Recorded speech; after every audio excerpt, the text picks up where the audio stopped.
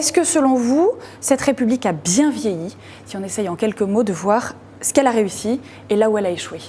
Alors, ce qu'elle a réussi, encore une fois, c'est la stabilité gouvernementale. Nous, on y est habitués, donc on trouve ça normal. Mais nos parents ou nos grands-parents ont vécu des gouvernements qui valsaient tous les 3 mois. Donc, dans les années 50, c'était ainsi. Même si le même personnel politique se retrouvait souvent à des portefeuilles ministériels variés dans des combinaisons successives, c'est quand même un grand soulagement d'avoir une stabilité gouvernementale. Ça, c'est le grand acquis. On a aussi une capacité accrue pour l'exécutif pour agir. Comment ça se manifeste? Le fait qu'il y a certaines décisions qui échappent à l'Assemblée, qui avant étaient du ressort de l'Assemblée, qui désormais sont du ressort du Premier ministre et des ministres, avec le pouvoir réglementaire. Vous avez aussi un dispositif, le fameux 49.3, qui permet de faire adopter un texte par le gouvernement.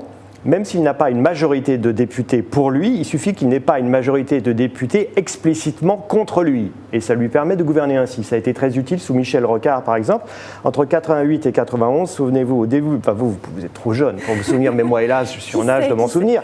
Lors du 2e septennat de François Mitterrand, il n'y avait qu'une majorité relative pour le groupe socialiste à l'Assemblée nationale. Rocard était à Matignon et pendant 3 ans, il a gouverné à coup de 49.3.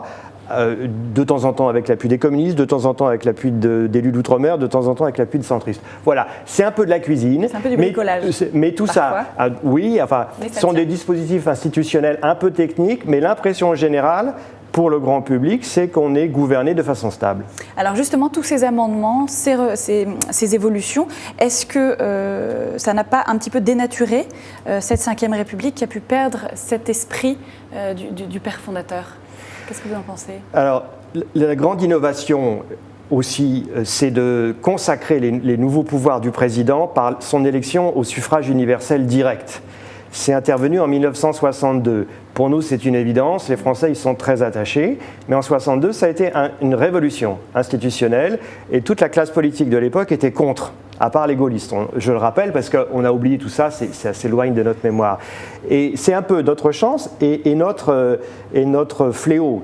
C'est qu'à chaque élection présidentielle, on vit une période qui est propice aux promesses. Ça crée une espérance dans le pays et on dit souvent, il y a des brillants esprits qui considèrent que l'élection présidentielle crée des frustrations et qu'on est conduit à brûler le président qu'on a d'abord adoré. Effectivement, on pense évidemment à ce que vit Emmanuel Macron et sa dégringolade dans les sondages aujourd'hui. Et en même temps, si j'ose dire, c'est un peu vain de regretter cette situation, parce que comme les Français sont très attachés à la présidentielle, on n'en sortira pas. Juste en quelques mots, la Constitution est-elle encore valable aujourd'hui selon vous, alors qu'elle avait été taillée sur mesure par De Gaulle? C'est la grande question. C'est un peu comme la monarchie absolue avec Louis XIV. C'est-à-dire les successeurs de Louis XIV ont été écrasés par le rôle qu'il avait créé. Et de la même façon, c'est très dur pour les présidents successifs d'être à la hauteur du costume du général De Gaulle. Mais ça correspond à une attente profonde du pays. Alors ce sentiment d'un déclin relatif du pays, malgré tout, suscite depuis des années, on va dire 90, des interrogations. Et si la 5e République était l'une des causes de nos blocages? En tout cas, Jean-Luc Mélenchon s'empare de cette idée. Et voilà qu'il propose d'instaurer une 6e République pendant sa campagne présidentielle. On écoute les propos qu'il tenait en mars 2017. C'était à l'occasion d'une marche pour la 6e République. Cette Constitution avait été taillé sur mesure pour un homme exceptionnel. Ce temps est révolu.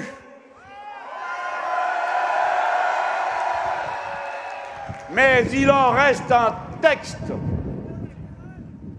qui ne doit pas tomber dans certaines mains, car il offre à la monarchie présidentielle des moyens incroyables de pouvoir absolu.